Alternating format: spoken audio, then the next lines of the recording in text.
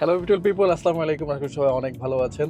December মাস, সবার vacation start হয়ে গিয়েছে, শীতকালে চলে আসছে। তাই যারা প্ল্যান করছেন যে লং ট্রিপে যাবেন গাড়ি নিয়ে, হাইওয়েতে গাড়ি চালানোর কিছু টিপস শেয়ার করবো অ্যান্ড ট্রিপে যাওয়ার আগে কি কি বিষয় আপনার খেয়াল রাখা উচিত, এগুলো নিয়ে আজকে আমরা কথা বলবো। ফার্স্টলি, গাড়ির মেনটেনেন্স। আপনি যখন ঢাকা থেকে সিলেট বা কক্সবাজার যেতে চাচ্ছেন, তখন অবশ্যই আপনার গাড়ির মেনটেনেন্সটা দেখতে হবে। লাইক আপনার গাড়ির ইঞ্জিন অয়েলটা ঠিক আছে নাকি, আপনার ব্রেকিংটা ঠিক আছে নাকি, টায়ার প্রেশারটা ঠিক আছে নাকি, বা চারটা টায়ার ঠিক আছে নাকি, এগুলো কিন্তু আপনাকে অবশ্যই ইনশিওর করতে হবে, কারণ লং ট্রিপে গেলে আপনি যাতে ঝামেলায় না পড়েন। Secondly, wear your seat belt.